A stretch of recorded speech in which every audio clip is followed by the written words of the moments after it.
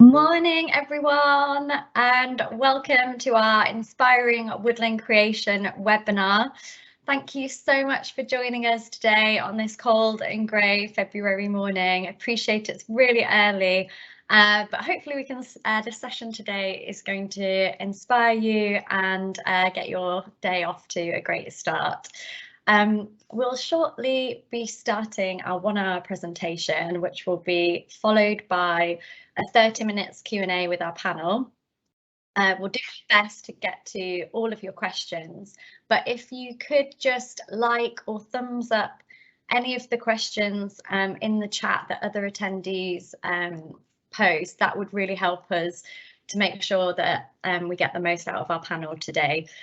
If you've got technical questions or site-specific questions that you have around woodland creation, it might be that we follow up with you separately afterwards, because we want to make sure that the questions are relevant to everybody that's on the webinar today. So without further ado, I'll hand over to John Burgess, our local partnerships advisor in the Southwest, who will be taking you through the presentation today.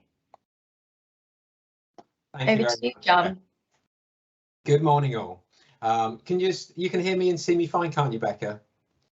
Good, excellent. Okay, so yeah, my name's John Burgess. I'm going to be talking to you for the next hour.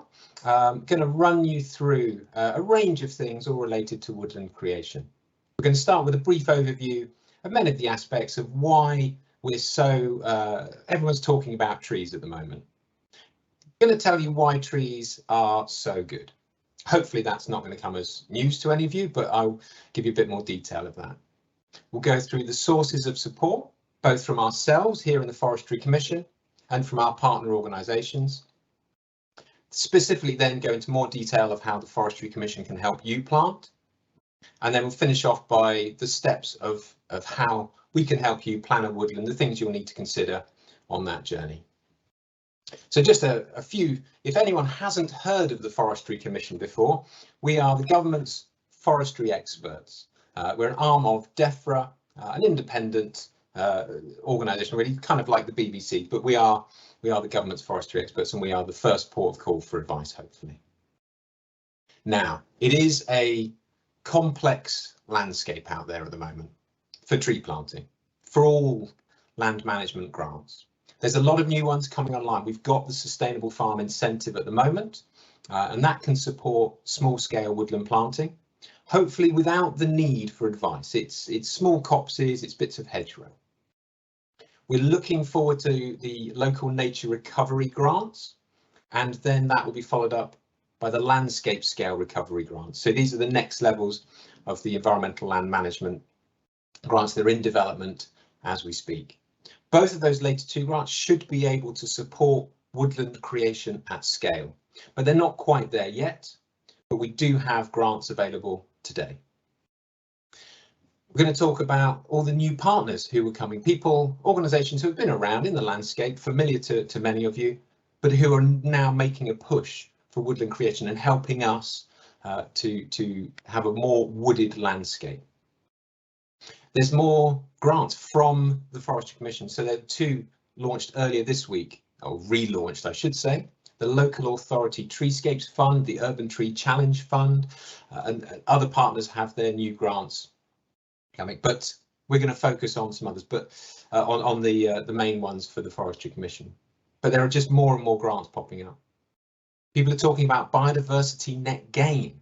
Now that's something that the Environment Act 2021 requires a 15% net gain from any development. That should see some woodland creation as well, hopefully.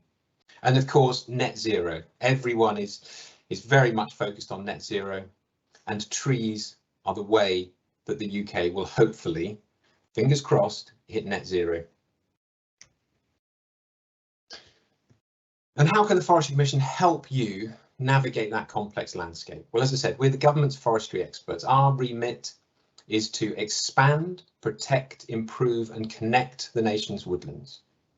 Now that's connect woodlands together from a fragmented landscape, but also connect people with those woodlands to get the benefits of that accessible green space. We publish guidance, actual physical paper booklets, but also everything's published on gov.uk. That's our website. We have a sister organisation in forest research who do the scientific, world-leading research on the benefits of forest and the impacts of forestry. And they have a separate website where it provides the evidence base for woodland creation. And we have boots on the ground. We have our local woodland officers who will be able to come and help support and advise you with any particular land parcel. So we are there to help. If in anything, you just pick up the phone, just send us an email and we can help with tree planting. But we do more than tree planting. Today's talk is going to be about the expand, the woodland creation aspect. That's what we're talking about today. But we do a lot of other things. We help advise on woodland management. Once you've planted your trees, you need to manage them to get the best out of them. So we advise on woodland management, the future management of your woods. Tree health. There's a lot of talk about ash dieback, phytophthora, new tree diseases, the pests coming through. So we're responsible for helping keep our forests healthy and advising landowners of how to make their woodlands resilient, usually by diversifying the mixtures of species and making woods climate ready for the future climates. And we advise on protecting the trees against things like deer and squirrels. We have local staff, local experts, ecologists, archaeologists, deer officers. And these are guys who can come out and support you. But it's all about starting right, getting the right tree in the right place. And that's what we'll be talking about a lot today. But we are in, there's no point in trying to hide it, a climate crisis and a biodiversity crisis. Now, trees have an absolutely fundamental role in this. Two ways. One, if we plant trees today at scale, we can help reduce the scale of climate change. We can remove carbon dioxide from the atmosphere so the impacts of climate change are not as bad for future generations. But given that the climate has already changed whilst we've been alive and will continue to change no matter how many trees we plant, we have to adapt to the future climate, and trees have a fundamental role in that. Now, I'm going to talk a bit about flooding and how trees interact with water in the landscape, because flooding will be one of the biggest impacts for us here in the UK. But trees are also incredibly good habitat. Ancient woodlands are the most biodiverse habitat we have in the UK. Now, we can't plant an ancient woodland, but we can plant trees that will allow the species from the ancient woodland to expand out into that new planting and for those habitats to become very rich very quickly. So planting trees is great for biodiversity, to protect the things that are alive in our country today that we want to keep going for generations. So I'm going to take a slight deep dive into the benefits of trees, just in case there's anyone on this webinar who isn't yet convinced that trees are the future. There's an abbreviated list of some of the benefits that trees can provide. Now, all of the things on this slide are backed up by years of research, forest research, publications available if you want to know more about any particular one of these. Our colleagues in Forestry England, that's the branch of the Forestry Commission that manage the forests, manage the public forest estate. A few years ago, they undertook natural capital accounting. So we know the value of the timber that we own and that we manage. You can measure that in millions of pounds. But we took a wider view. We tried to put a pound value on some of these other benefits that the forests provide. And we very quickly found that those numbers had rocketed up into the billions of pounds. That's a benefit to all the citizens of the UK today and worldwide. So those natural capital values of the trees are incredible, and something that I'm going to be talking about more with the grants, because trees have been considered for a long time a private benefit. A landowner plants the tree can use that timber for firewood for building, can eat the fruit from the orchard, can use the shelter for the livestock from the trees and make the animals healthier on the farm. But we're moving to a thinking about public benefits. So these are the passive benefits for the wider society that accrue from the act of planting trees. It's about cleaner air. It's about the increase in biodiversity, having places for the birds to nest and the dormice to feed and to shelter. It's about water quality and flood reduction. And these benefits accrue quite literally downstream from the woodland. But we're moving to a place now where we can pay the land manager for doing the right thing, for planting a wood. And the concept of public money for public goods is one that is becoming more familiar. People are hearing about, and this is what the Woodland Creation Grants now are supporting. But just to give you a little bit more depth on a couple of these things, just so you don't think I'm glibly just making up saying trees are great. I'm going to focus on the role that trees have in the landscape, and I'm going to talk about water. Now, flooding is going to be very serious. If anyone's listened to the climate change predictions, they know that we're due to get more rainfall. We'll become a wetter country as we become warmer. And that rain will be condensed into shorter rain events, which will cause surface water flooding. We've experienced it. I'm down here in the southwest. I remember very clearly the Somerset levels underwater for months and months. But we've experienced it across the whole of the UK, catastrophic surface water flooding. Now, trees have a really important role to play in that. When you're out for a walk and it starts to rain, where do you go? Anyone with half a brain will stand under a tree while that shower passes. It's not rocket science. The leaves of a tree will catch the rainfall. But did you know that most of that water actually gets evaporated off the tree leaf, never even reaches the ground? For broadleaf trees, 25% of annual rainfall that falls onto a broadleaf forest will evaporate off. For conifers, this goes up to 45%, obviously, because they're in leaf all year round and we get more rain during the winter. So rain that falls onto a forest never reaches the surface, cannot become part of the surface water flooding. And tree roots are deep into the soil and they are drawing moisture out of the soil, 2,000 litres a day for a mature oak tree.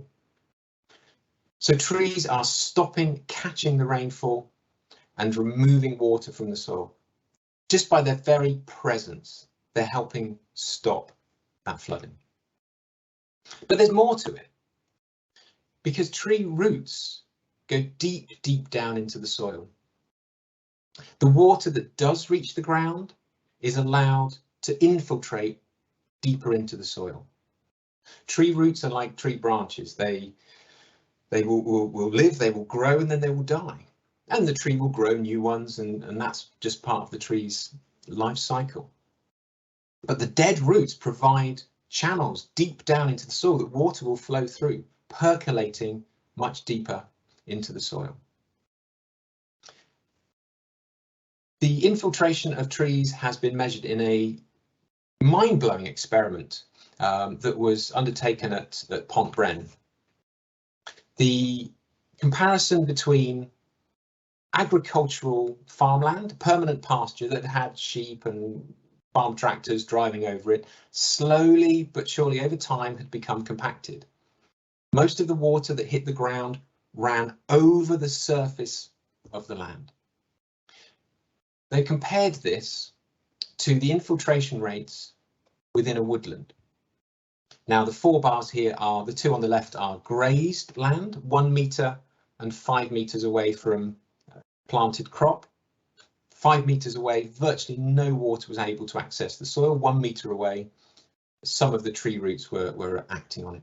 But as soon as you stepped into the woodland, the infiltration rate increased 60 times.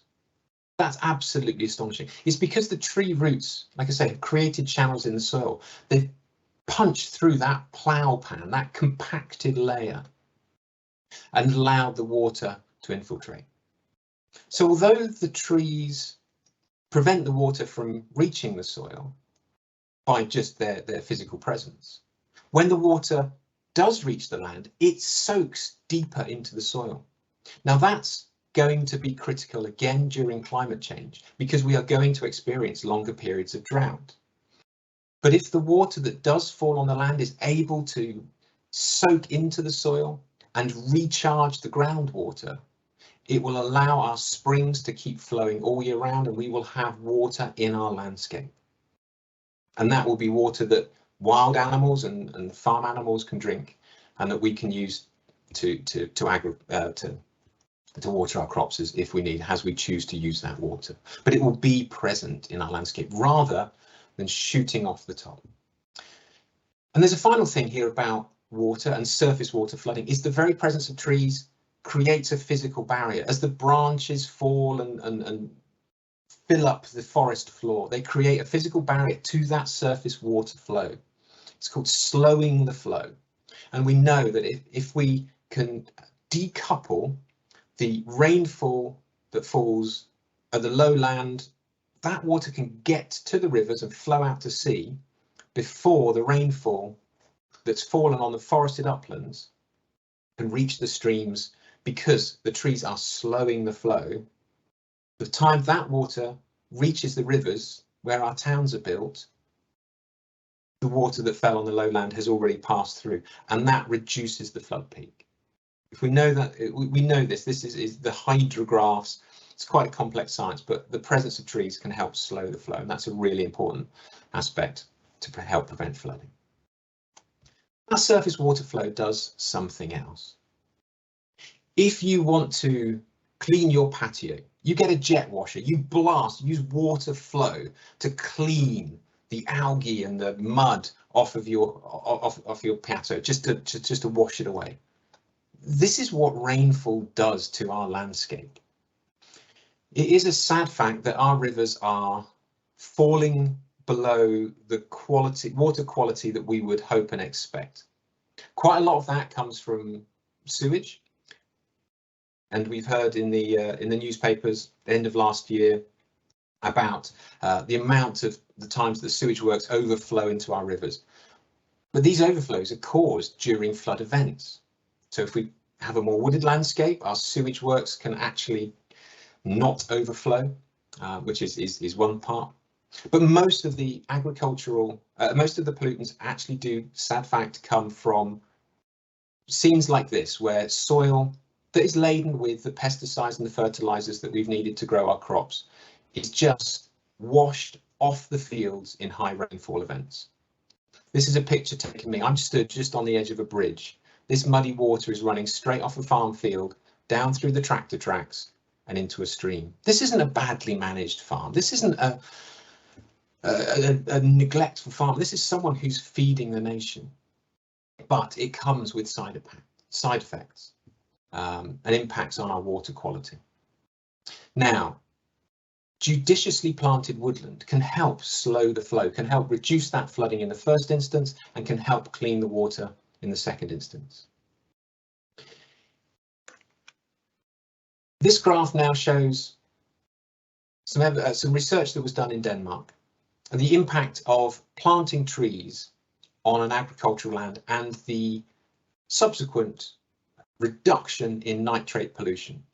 So in the first year, as the trees were planted, there was 60 units of nitrate in the water.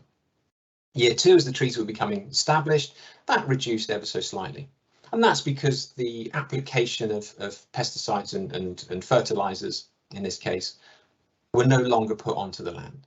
So straight away there is a reduction just because there's less fertilizer to wash off. But then in year 3, those trees are starting to slow the flow. The increase in vegetation is forming a physical barrier. The tree roots are already acting on that soil, that the water is seeping deeper into the land. And by year 6, there's virtually no nitrate pollution coming off that test site. And we've seen this over and over again, where we plant woodland in a well-designed location that catches that flow, that slows the flow, that allows that water to seep into the land, we end up with cleaner rivers. Now, these concepts I've just talked about, the flood reduction and the water quality, are benefits that we in the Forestry Commission have been tasked with supporting in our woodland creation.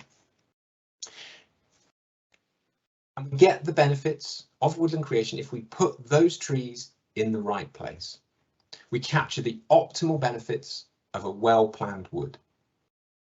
And even natural regeneration, we target that natural regeneration to be in the places where woodland will have the most benefit. And it's really important to get those concepts embedded in your minds now as I go on to the talk. As I mentioned on this slide about the UK Forest Standard, that is our Bible for sustainable woodland management, and it helps in capture many of these concepts that I've talked about of a well-designed woodland plan. I'll talk a little bit more now. Now you're all convinced that planting woodland is the way forward, of how we can help support and finance this woodland creation, because it can be an expensive business. Well, I'll just talk, there's lots of other partner organisations out there who are helping in that push for woodland creation, have been for decades. The Community Forest Network is amazing. They were set up well over 20 years ago, and we've just last year welcomed 2 new community forests into the family. That was Cumbria and Plymouth and South Devon. So now 13 active community forests. If you're in one of these areas, hopefully you will already know about it. If not, just search for community forests and see where they are, stretching across the whole of the UK. There's also the National Forest, that's similar to a community forest in the Midlands, and the way that they have transformed the landscape really just does show what targeted, focused woodland creation, a push for woodland creation, can do.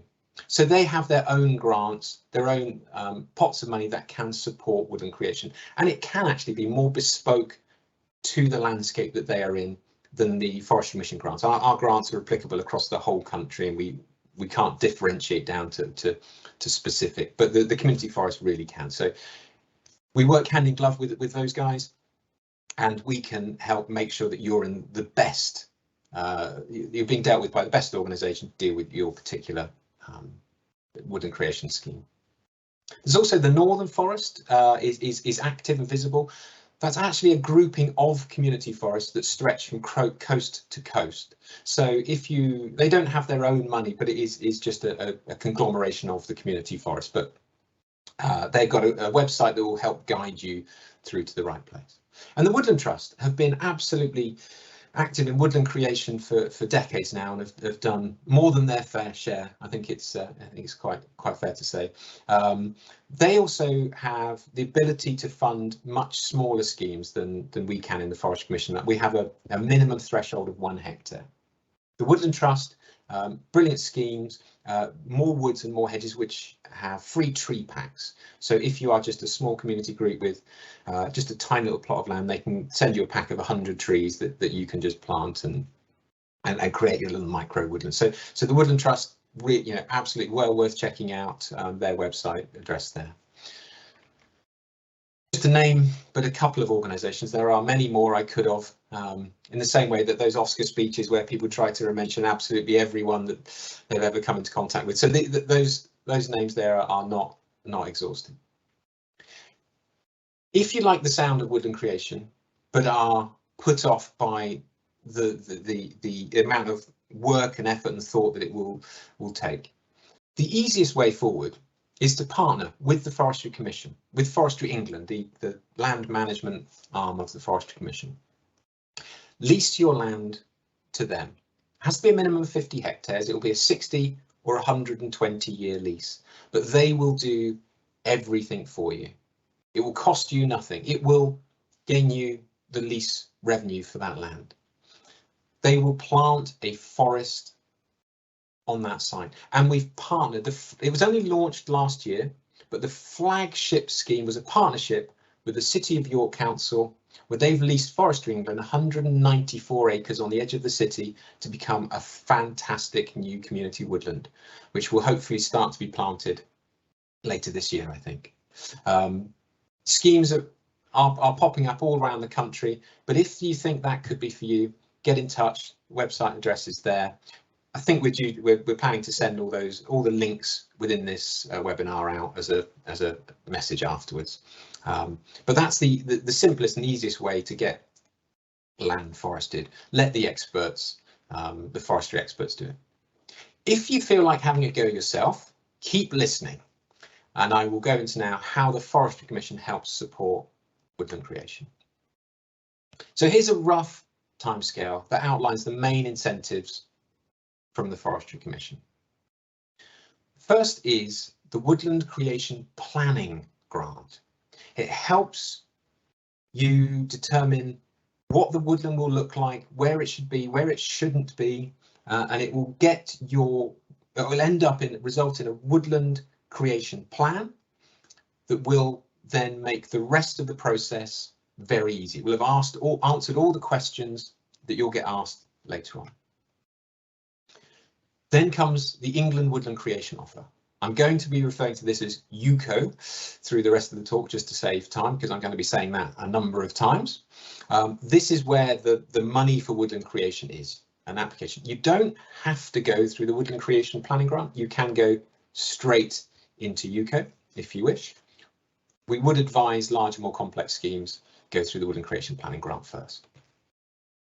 There's also then the Woodland Carbon Code. This in itself isn't a grant, but it gets your wood ready to sell carbon credits, which increases the funding that you'll have, and you can stack that alongside UCO. The government does, however, buy the carbon credits, and we do that through the mechanism of the Woodland Carbon Guarantee. Now I'm going to talk about all of these in more detail, so if you think I've just scanned over those very briefly, I have. There's more information on all of those, absolutely in-depth detail on all of them on the website there. I'm now going to just take a little a moment to talk about carbon and carbon credits, because that is it seems to be every other phone call or email I get is about forest carbon. Can I explain it? Can I give a bit more detail? So I'm just going to take a few slides to talk about carbon. Now, if you didn't already know, trees absorb carbon dioxide from the air, sequester carbon dioxide, and they store it. They store it in the timber, and they store it in the forest soil. The forest soil becomes carbon rich. 1 ton of carbon dioxide that's absorbed is a carbon credit, a carbon unit, and you can use the mathematics and to actually turn that into a carbon credit via the Woodland Carbon Code. And that then becomes a commodity that you can then use to offset your own carbon. Once you've measured how much your carbon emissions are, you can then match it with the amount of carbon credits that your woodland has created, has sequestered from the atmosphere. You could also sell that carbon credit to a different organisation, one that is trying to offset its own emissions, and it becomes that a private benefit from that woodland that you can sell.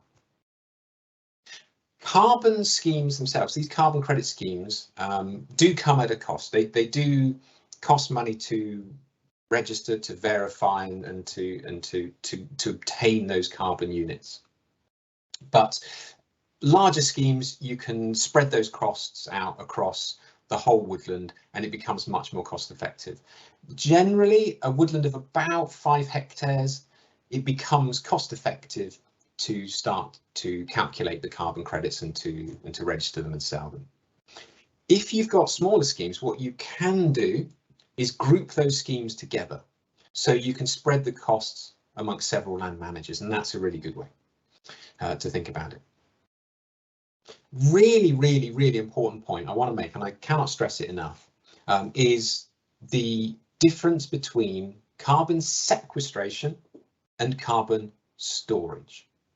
Now, carbon storage is something that permanent pasture does, that peatlands do, that soil does. It's been doing it for millennia. The sequestration is the removal of carbon dioxide from the atmosphere. Now, peat does this very slowly. Permanent pasture does this, but very slowly. The reason they are carbon-rich environments is because they've been sequestering at that low level for millennia. If we are serious about removing carbon dioxide from our atmosphere, we have to sequester the carbon, and we need trees to do them. How much carbon does a woodland sequester? Well, over the first 50 years of life of a woodland, it can capture 300 to 400 tons of carbon dioxide per hectare. Now, I'm going to just divert for a moment longer to look at the role that trees have to play in the eyes of the government. So these figures are taken from the 6th UK carbon budget.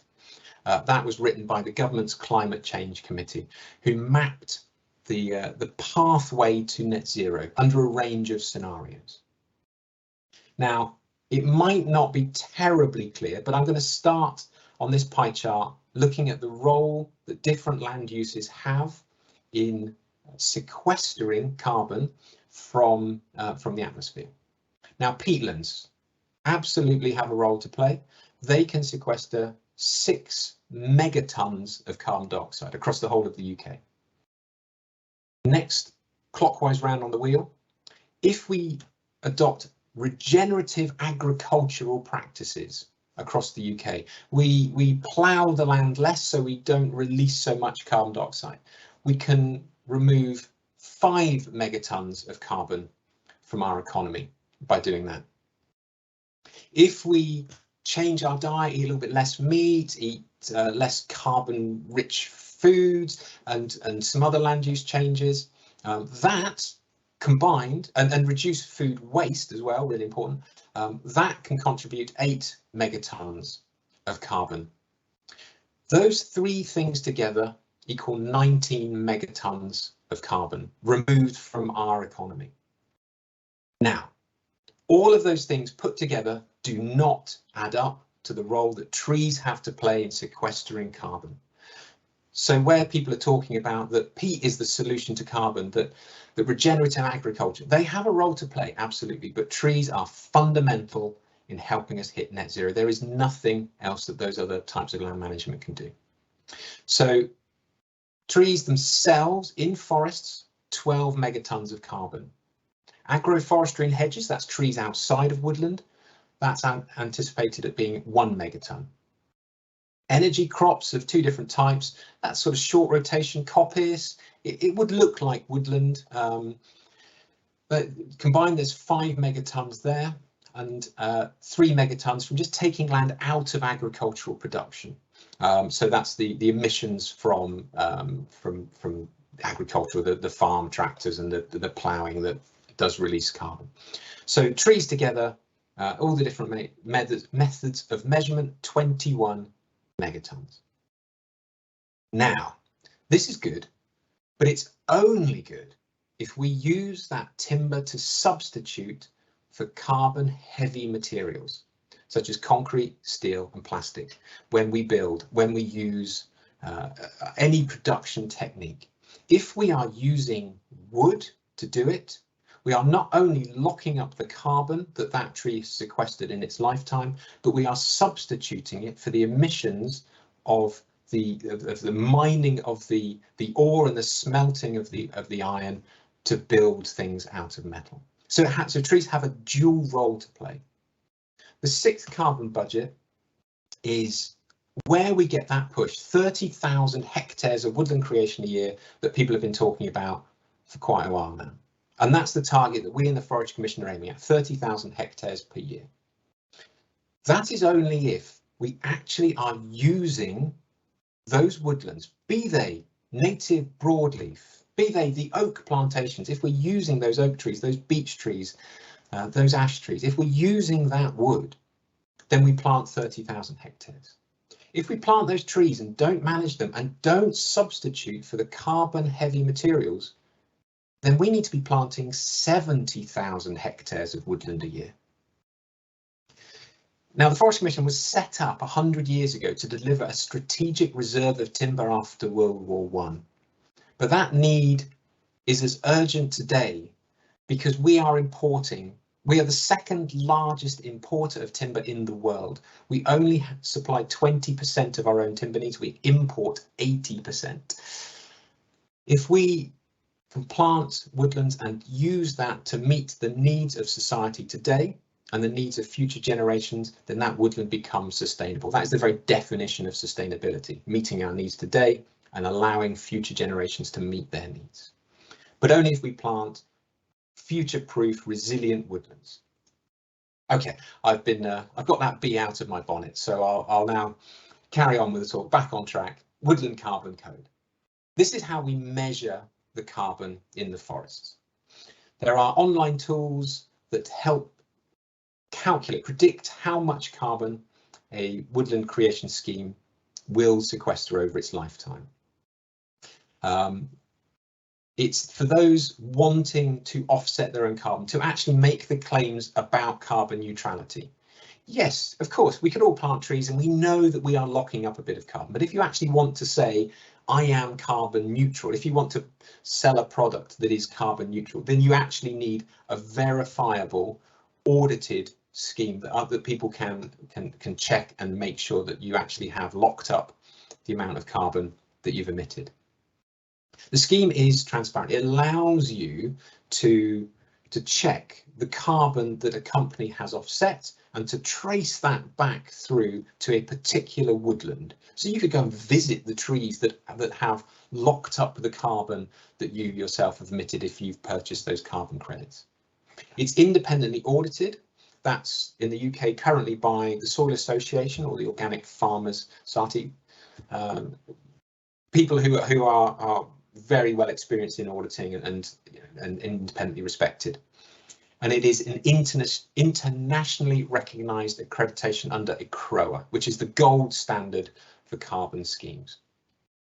So this is something that has been set up. It's active, and schemes are being planted today in the UK, and they are verifying and generating carbon units that they are selling. There is a carbon market. Now, once you've set up your carbon scheme, the Forestry Commission, not ourselves directly, but the UK government can purchase those carbon units from you. So we have the Woodland Carbon Guarantee, which is a reverse auction. So we buy the cheapest units through until we've spent the money for that particular auction. It's been going a couple of years now. The next auction is in May this year. And when you sell those units via the Woodland Carbon Guarantee, you get a guaranteed index-linked price. So you'll know how much you will get for your carbon units over the next 30 years to 2055. That gives you a guarantee of long-term income for that carbon. Has the side benefit that if you get a better price for your carbon elsewhere, that's fine. You can just opt out of that particular year's sale and you can go and sell your carbon elsewhere. And you set the price, you offer the price of your carbon units that make your planting scheme worthwhile or financially attractive to replace the income lost from farming. So that's a little bit about carbon. There are loads more information. If you just search online, Woodland Carbon Code, it explains the whole process of how to register and how to go through and create and sell your units. But there are other private benefits that are available through woodland. And of course, timber. Timber production, it's the only sustainable material we have to build our houses from. We're pretty experienced at growing timber in the UK because we've been doing it for thousands of years. It's being a forester is not a new job. And we are still, the technology to grow, cut down a tree and burn it to keep your house warm, it's not new technology. But there are new technological uses for timber coming online as we speak. You can also, other things such as growing and selling Christmas trees is a totally viable source of income, and coppice for wood chip and biomass. Now, just to note that we don't actually grant aid the planting of Christmas trees or coppice, but we do grant aid the planting of sustainable productive timber. And some land managers are being particularly savvy and riding the wave of that public need to get out into open green spaces and making some money from it. Here's a picture of a bike trail, but far more traditional uses is game shoots, but also more modern uses such as glamping pods and thrill-seeking adventure courses. So that's the kind of the high wire go apes. And it wasn't long ago I even went to a cinema in a woodland. So just doing all the things we're used to doing, but out in the woods, because people just love being outdoors in the forest, and they'll pay some money to do it. So if you can get it set up, then you can earn an income from doing that. And you can create your woodland with that in mind. We'll pay you to plant your woodland, and then you can earn these incomes, these private benefits from it. And I've been asked to talk about tax. Now, that's never normally a happy subject, but where tax and trees are involved, it is, because there are several tax reliefs available. And you need to know that growing timber, the timber itself is exempt from capital gains tax. The sale of timber is exempt from corporation tax or income tax.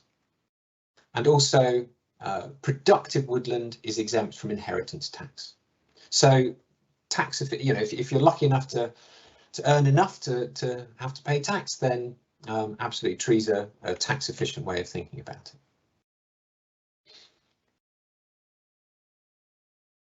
So I'm now going to take a deeper dive into some of the actual grants that we offer. The first one, Woodland Creation Planning Grant.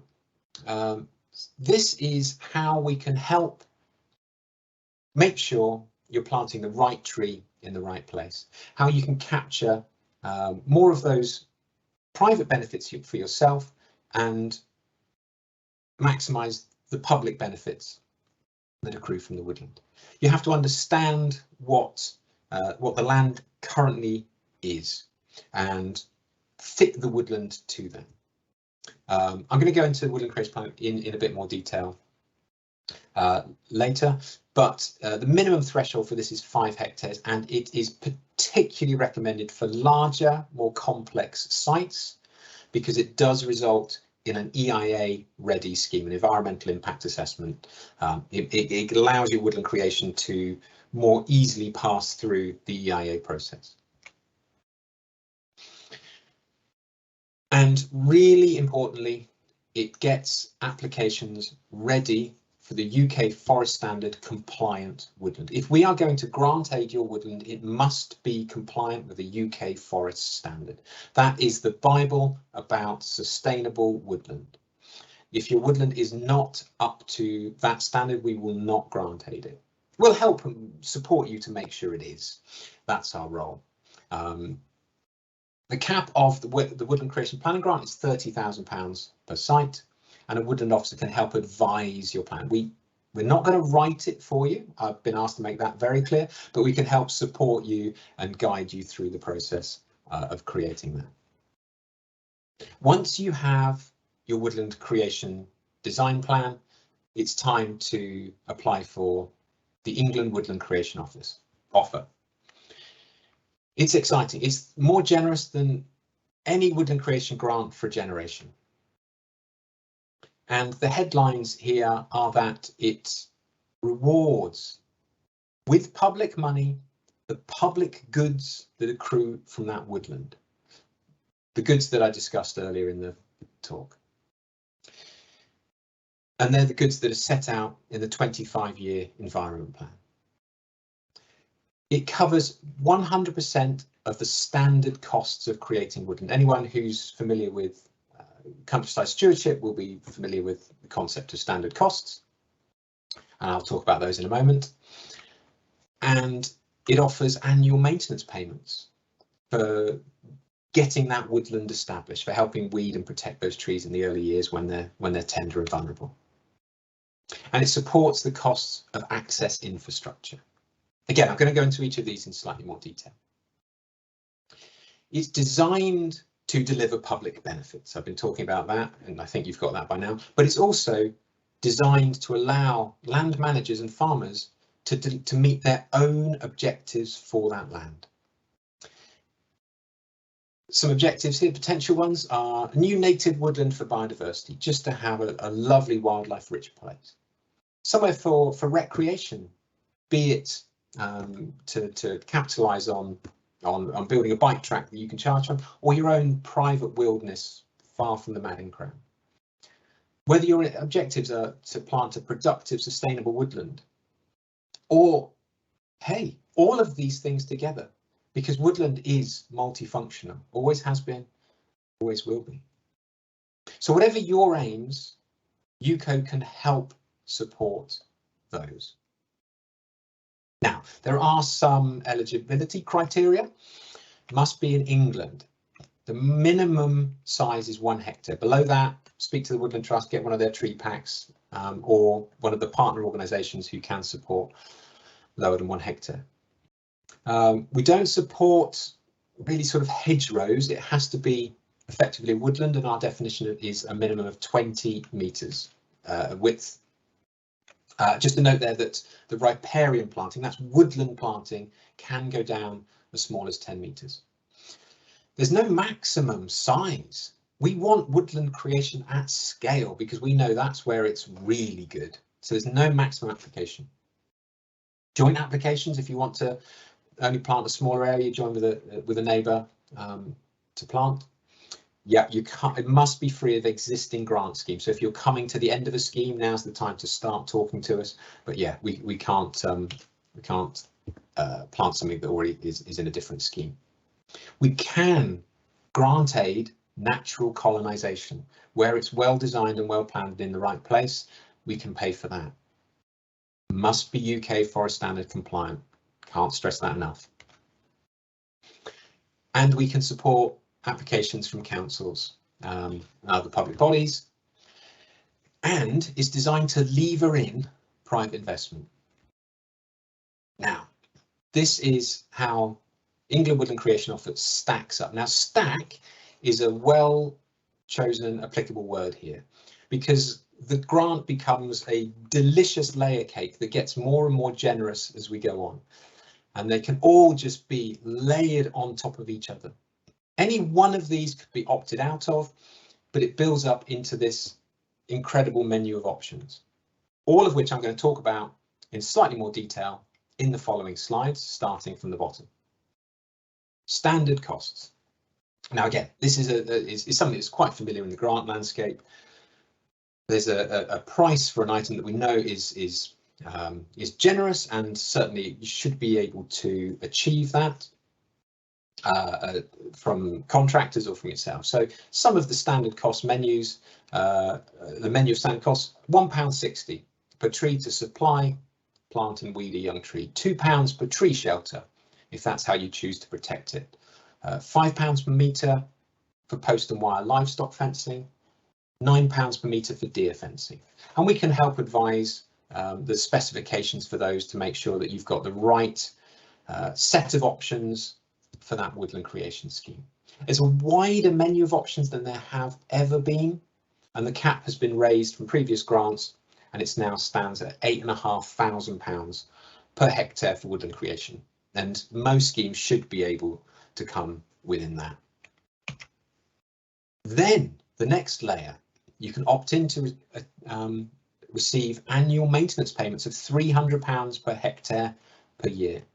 For this payment, which it stretches over 10 years, you'll need to replace any trees that die to keep the trees free from competing vegetation, to maintain the fences and shelters, and to remove and dispose of tree guards when they've come to the end of their life. Now, just to note, this figure has recently raised up from £200 to £300. We are going back through the literature to change all those old references to £200, but if you do see something that references £200, ignore it. It is now £300 for all schemes, and it's brilliant because it just shows that my colleagues are responding to industry, and where we see that the grant isn't quite right, we can tweak and tailor it and to make sure it is. So annual maintenance payments £300 a year. per hectare. Oh, sorry, I went the wrong way on that one. Actual cost support for infrastructure. Now, there's two intervention rates on this. For management infrastructure, it's 40%, you pay 60%. It's fairly generous. For recreational infrastructure, if you allow public into your wood, then we will pay 100% of that. So that can be some examples from the manual: all ability footpaths, gates, way markers, benches, steps, even small car parks. We pay for the public health benefits of accessible green space. And that was the need for that was never highlighted more than during that 1 hour of recreation time that we were all allowed out of our houses during lockdown. People headed to the woods, and the demand on woods, yeah, we realized that, you know, those surface trails are you know, can support a lot of people, a lot of footfall through. So we pay 100% intervention rate for that where it's suitable. And then we come to what's the really exciting part of the creation offer, is the additional contributions. And I'm going to be going to explain these in a little bit more detail, but these are where we pay for the public goods, the public benefits that I talked at length about earlier. Now, they are based on location. You have to go online and look at our mapping and to see where these payments are available and where they're not. And each different payment has a different map that goes with it. I'll explain that in more. And you design the scheme to maximise the additional contributions, and they do require some potential tweaks on, for example, species choices. So only available, some additional contributions are only available if you've planted native species, for example. And once all capital works are complete, we then pay this. So it's up front. It's before the woodland is really growing, but it has to be in the ground. And these are the additional contributions. Now, the nature recovery is an either or. So the medium applies across much of the country, but if you're planting new native woodland next to priority broadleaf habitat or ancient woodland, then we pay you the higher rate, because we're expanding that habitat to absolutely maximise the opportunity for those species to thrive in our landscape. Water quality, I talked about pollution earlier. Reduced flood risk, talked about that earlier. Riparian buffers, now that's really interesting. That's about keeping rivers cool. There was a note I was reading in the paper yesterday that Scotland are targeting the planting of millions of riverside trees because they fear that their rivers are going to become too warm for Atlantic salmon to breed. By planting trees, it reduces the temperature of the river by about 2 degrees, which is about what we expect global temperatures to rise by over the next generation. So planting trees now, we can help keep our rivers at the same temperature. Close to settlements, that's the benefits of having a green backdrop to towns.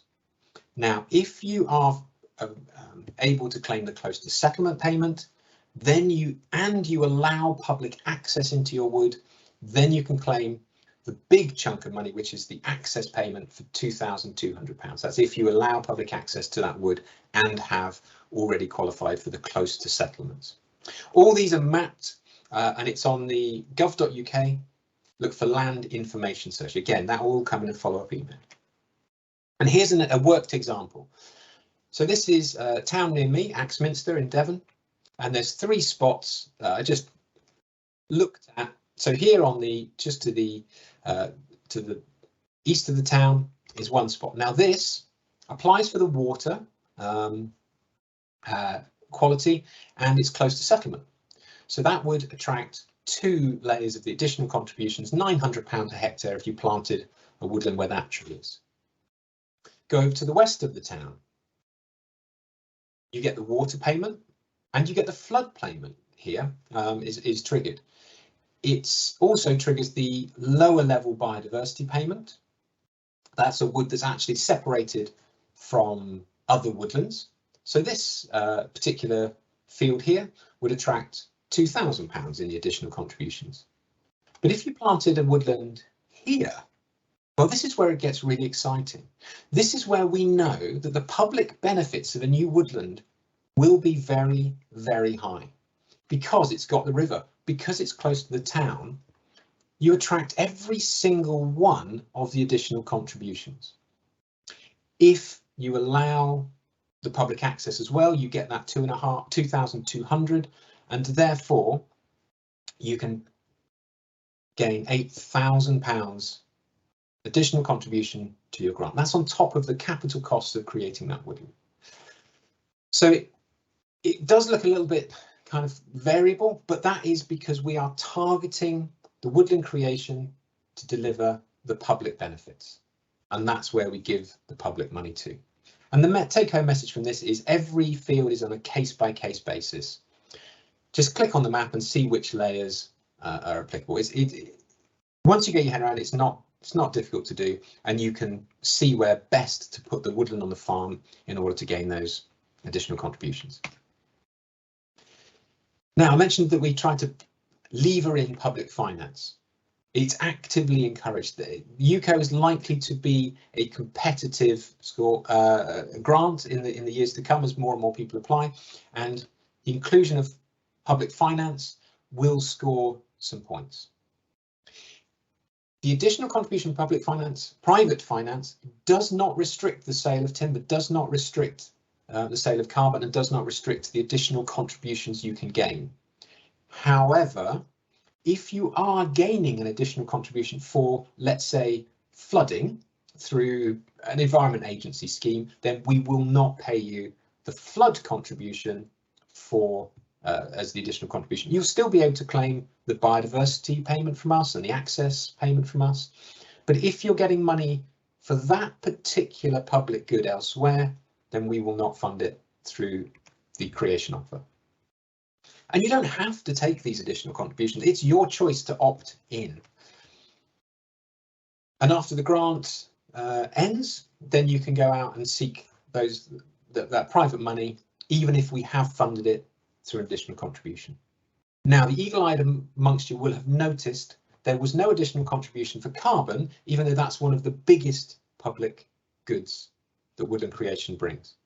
Now, that's because there is an existing market for it, a well-established market.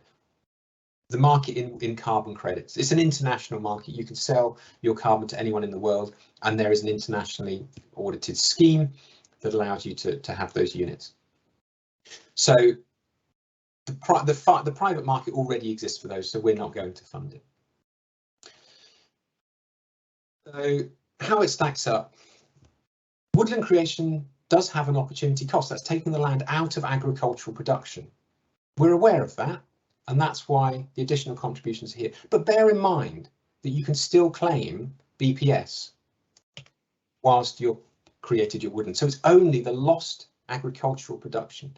On the positive side for woodland, you have the additional contributions from UCO. That's a one-off payment. You have potential for timber income. Now, that can be £1,000 per hectare per year for once that woodland is in cyclical management. And you have the carbon income. Now, that's a figure there, 200 tonnes is 30 years, and therefore you sort of divide that figure down. But all these things are money that you can gain from your woodlands. So hopefully you can make a fairly balanced financial decision on whether or not woodland is the right thing for the farm. Now, I'm aware of the time and I'm possibly running over here, so I'll start to race through. The grant process. Apply for the Woodland Creation Planning Grant if you want to. If you have a large complex scheme, absolutely recommended. Register that land with the Rural Payments Agency. Then submit the UCO application to us. We'll do our due diligence. Now, that due diligence is making sure it meets the UK Forest Standard and that there's no other grants on that land. We'll also have to put your scheme on the public register for 28 days. So it does take a while for us to process your claim. It's not just an overnight rubber stamp send back. We can arrange for your land to be released from environmental stewardship if applicable. Now that's sort of fairly complex. I won't go into it too much, but it's worth a phone call to check if you can come out of stewardship early. And then within 3 to 5 months, we aim to return your scheme. So if you're looking to plant this spring, I'm sorry, you're probably a little bit late. If you're looking to plant this autumn, absolutely, we should be able to turn that around for you. And remember, you must register for the Woodland Carbon Code before you plant. You can register for carbon credits at any point through that process, but absolutely you must do it before you plant. And we're there to help support you at every stage of that journey. We can provide support and advice such as species choice, making sure you've got a climate resilient mixture. You don't want to plant trees today that are going to die from drought in 20 or 30 years. We know the trees that are likely to thrive in the future. We can help with that. We can help maximise the public benefits, which will allow you to claim more additional contributions for your woodland scheme. We will try to visit every single, we will visit every single site as we offer, and then we can help steer and give the benefit of our experience and knowledge and wisdom on the Woodland Creation Scheme to make sure it really will be something that you'll be proud of. You'll be able to transfer out of UCO into any of the new land management schemes as they become available. This is a cast iron guarantee we've had from the Minister. There's no risk. The time to plant a tree is now. You will not lose out financially from it.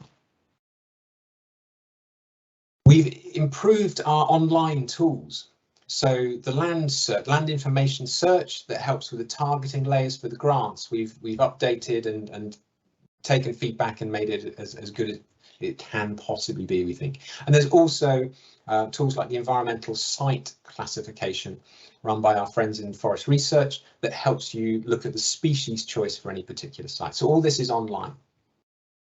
And just a little, did you know, for the things I've forgotten to talk about earlier, you can apply for the creation offer any point in the year.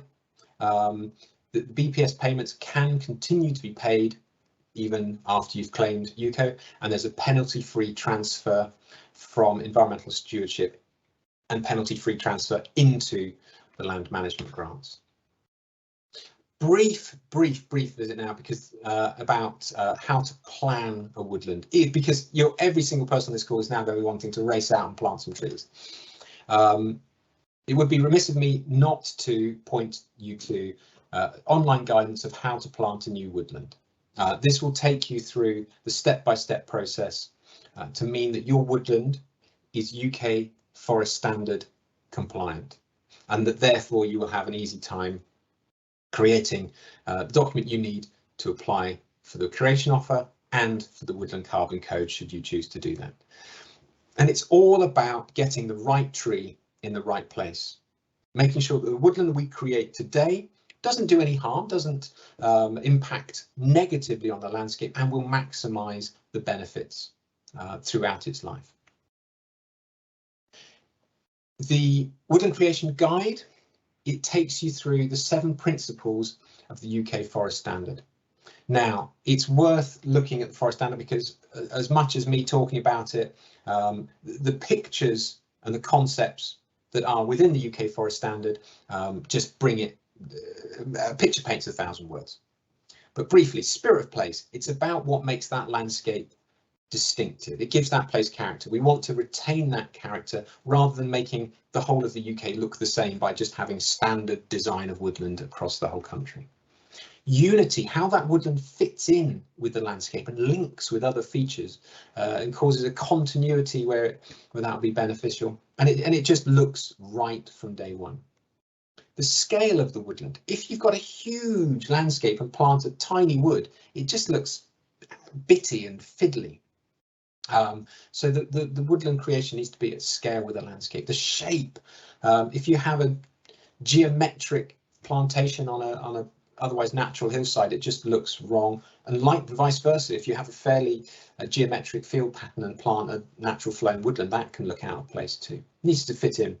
Diversity, that's about the textures and the colours of the woodland. Make sure it doesn't look too busy by just by having too many species.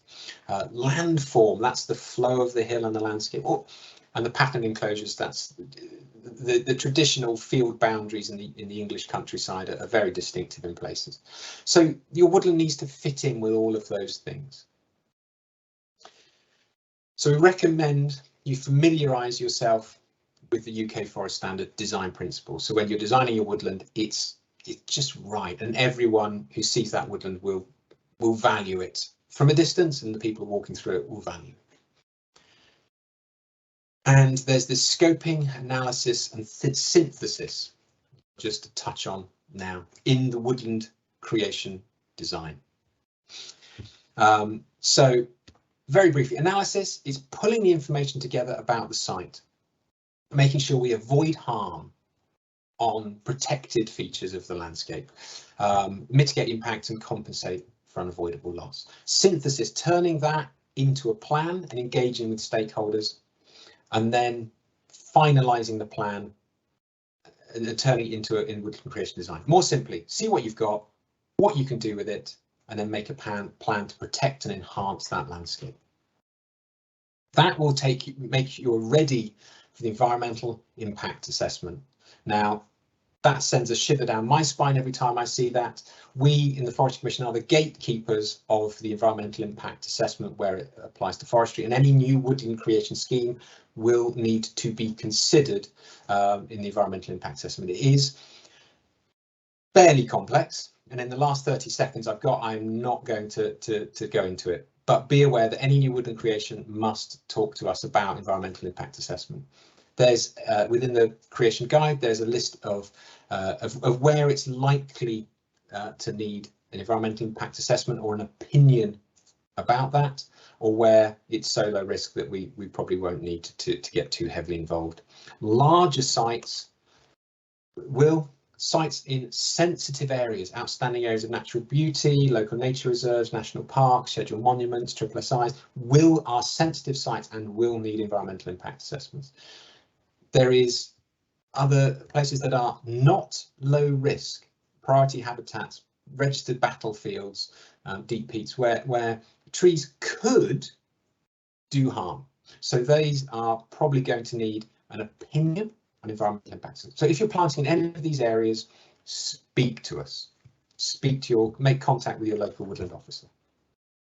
And the final slide from me is just a quick reminder or a checklist of woodland creation.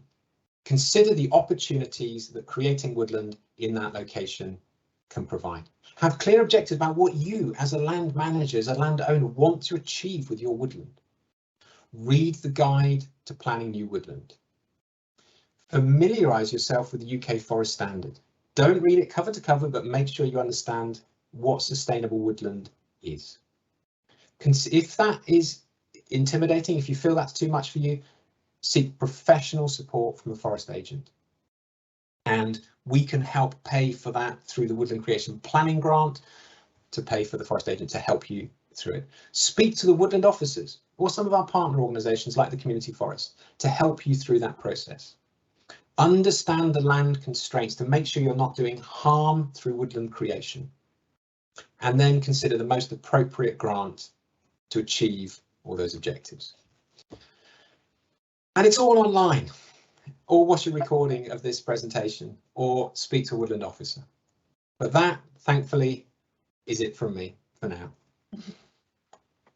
Thank you so much, John. And thank you to our attendees as well. It's clearly a very passionate and engaged audience that we've got. We've been inundated. A lot of questions asking for links to guidance, which we will send to everybody when we send round the recording and the presentation. On our panel today, we have John, who you've just heard from, but we also have our two business development advisors, Joe Garlick in the southwest and Nick Prince from Yorkshire in the northeast.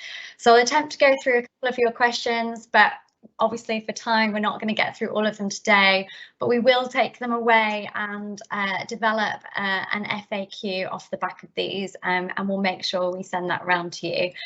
So I'm just looking at some of the most liked popular questions, and Nick, this one's for you. Polly says, I know a landowner who has up to 2 hectares on which they could plant trees. They are hesitant about this as they currently rent the land to a dairy farmer. The farmer does not need the land, but he gets significantly more in subsidy than he pays in rent. The landowner recognises the environmental benefits of trees, but is hesitant because he is concerned that the planting a woodland would devalue the land. Yes, thanks, Rebecca. I did pop an answer to that in the chat, but just to sort of explore that in a little bit more detail.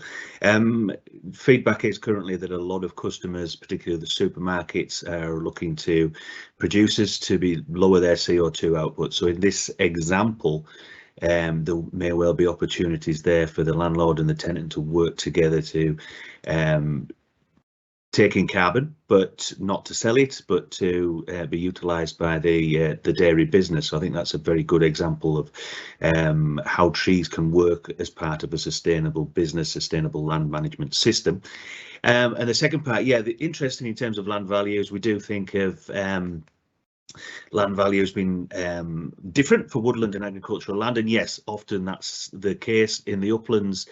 Poor land value has risen because of the potential of forestry.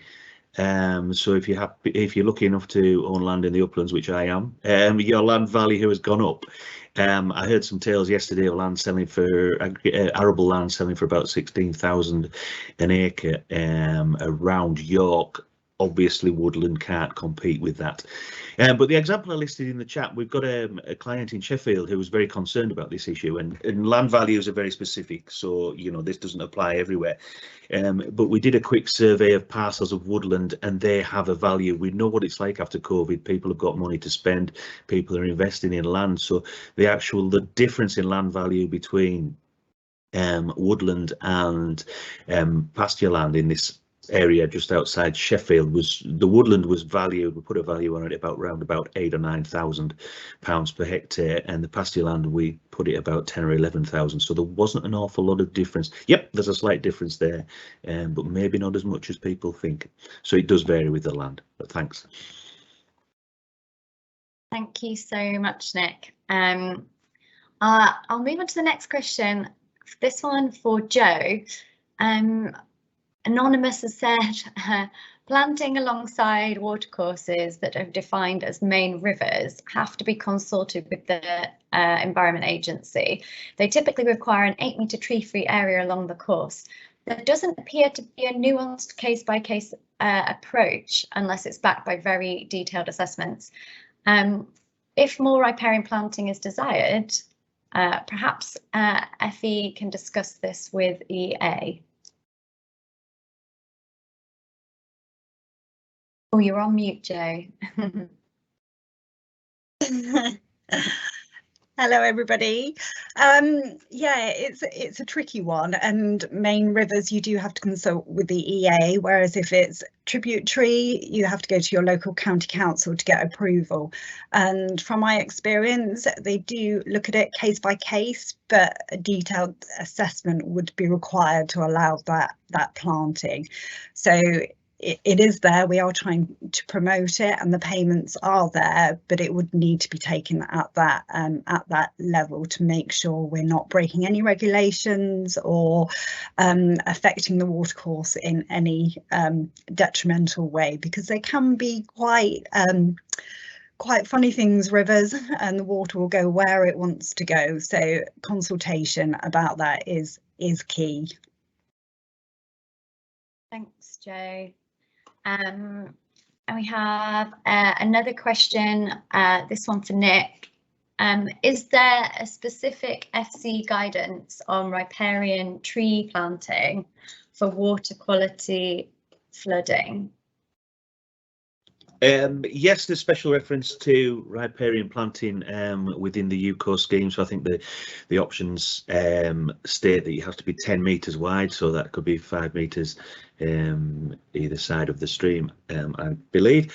And it's a case of it's one of the things that's having a discussion. get in touch with whoever you deal with, and be that FC or external, and have a look, because you know, we can't give generic advice for across the country, and you know, the number of staff within the Forestry Commission is increasing, so there will be people to sort of engage and to advise in specific circumstances, and you know, this goes across the species and what's required sort of planting locally. So having those discussions is the best way to get to the bottom of these issues. Thanks. Thank you, Nick. And we have a question here on squirrels and deer, and I think I'm going to give this one to John. John, we've got a question here that around squirrel and deer and the devastating impact they can have on growing young trees. And the person wants to know, what are we doing to control these pests and avoid wasting government grant funds by growing trees with no long-term value? Okay, well, deer are the slightly easier one, because we can fence the deer out.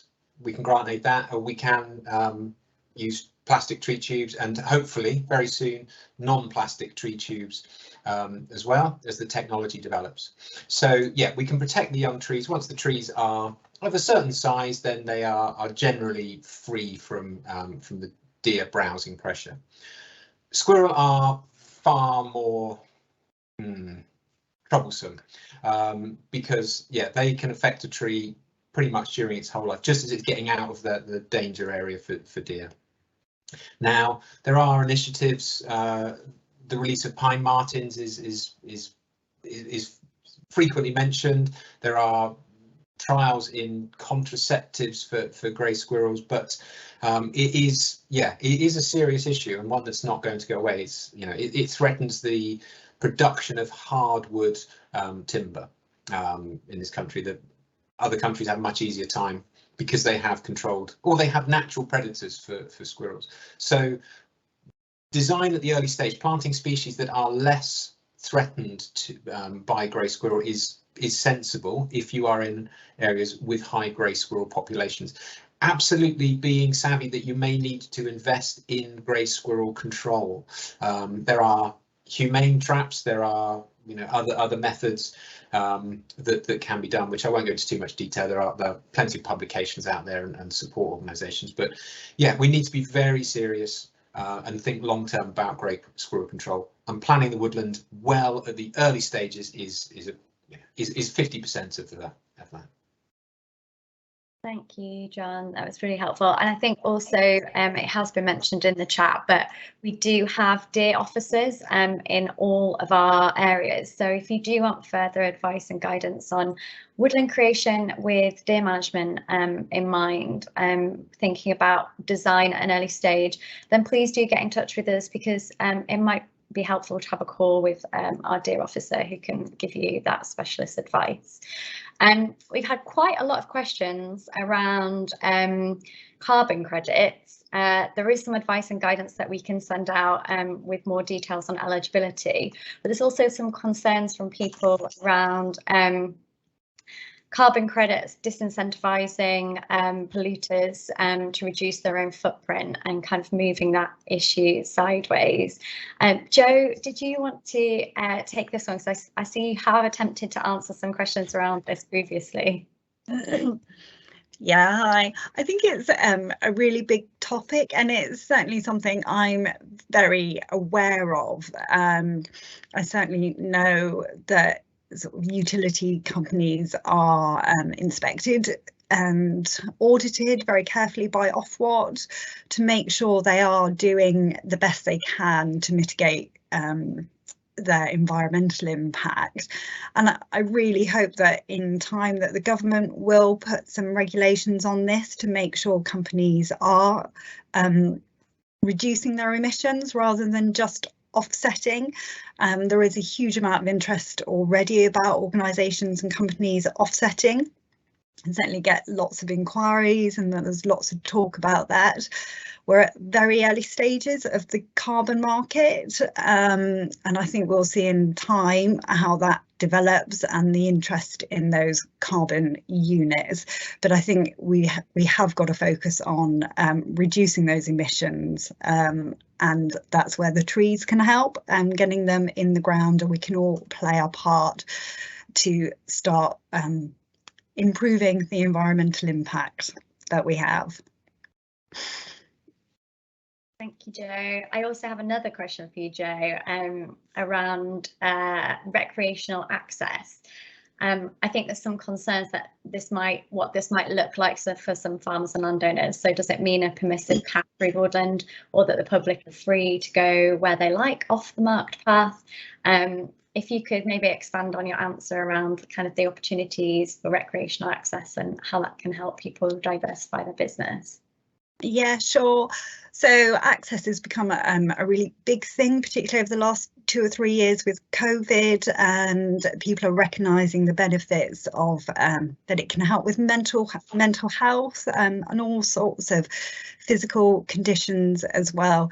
So there's a real opportunity for recreational purposes within a newly created woodland, from a business opportunity from shoots, or whether you're thinking about mountain biking or yoga classes, you name it, it's out there. So it's just another opportunity for you to utilise your woodland for business outputs. So I think your imagination is your only limitation on this. So yeah, you get the extra payments for opening your woodland up, which is a really excellent payment under UCode, is one-off, but that will help you set up whatever recreation you want in your wood.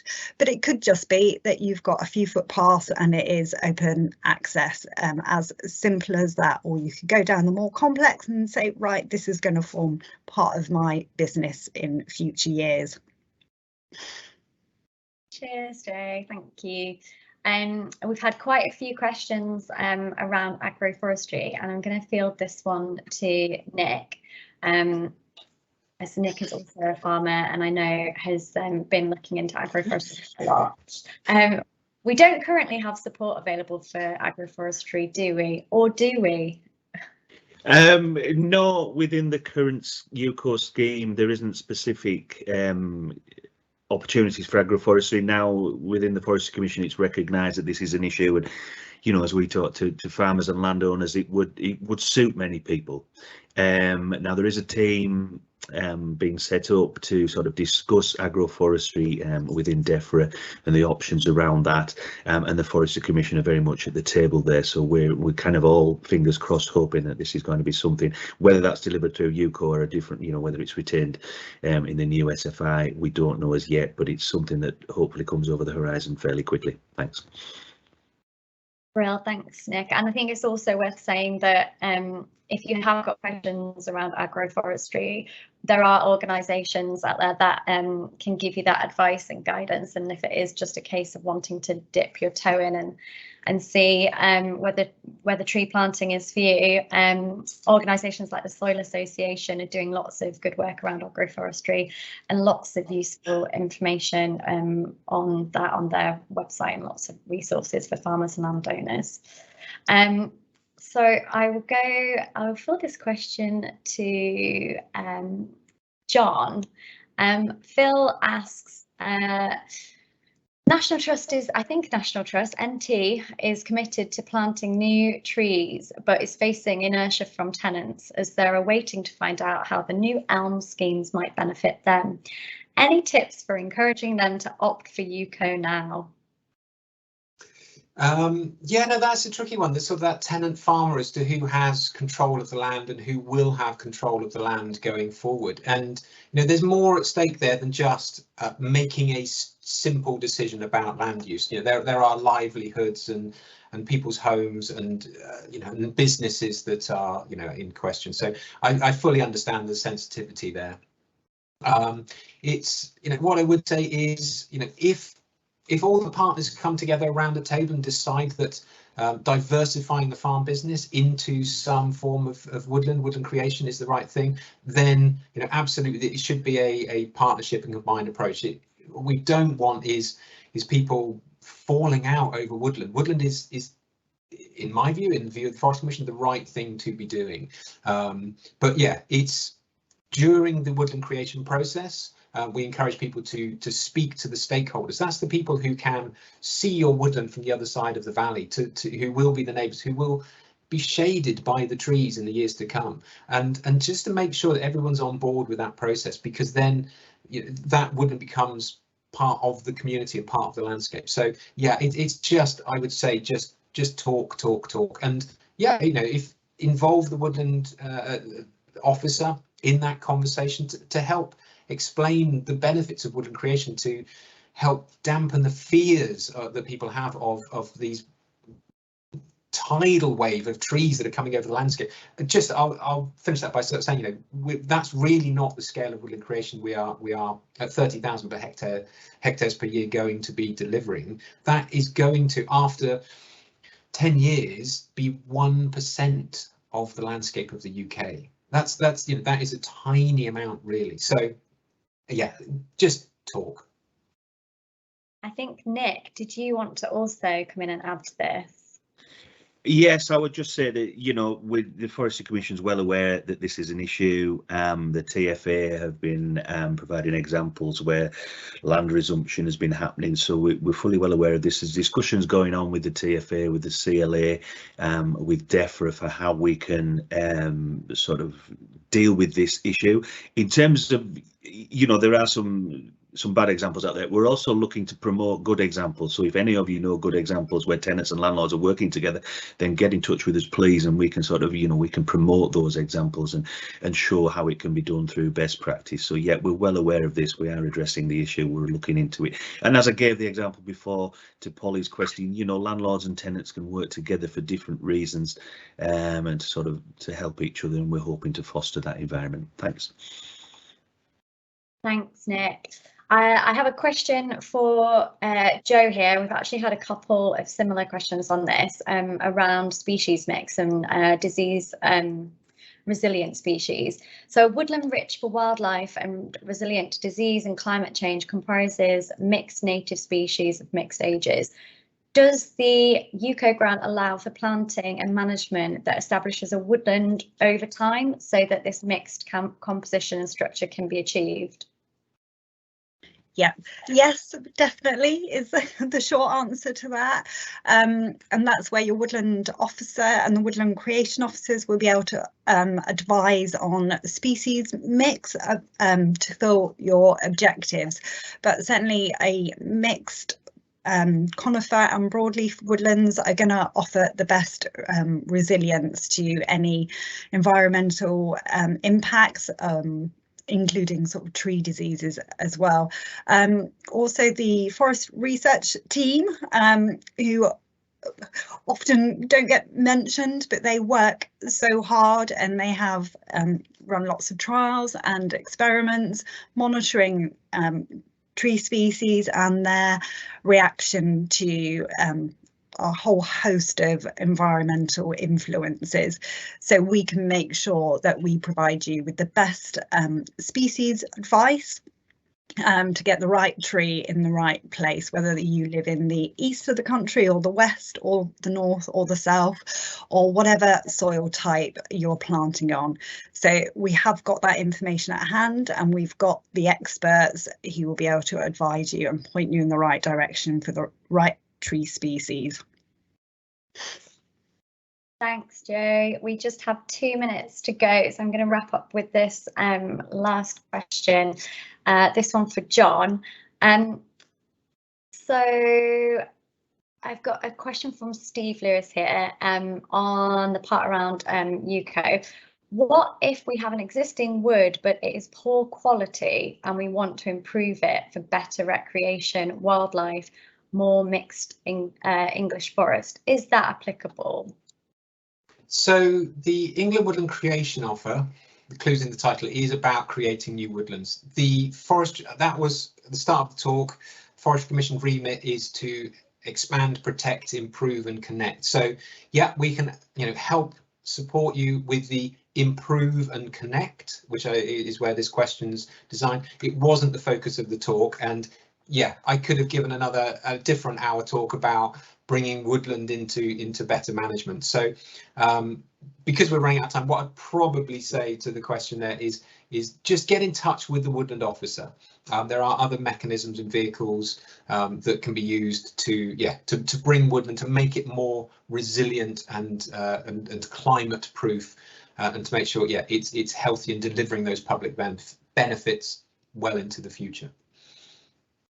Yeah, I think just one of those grants or incentive that could be available to you is the Woodland Management Plan grant. But again, we will link post webinar to all of that information on the .gov website.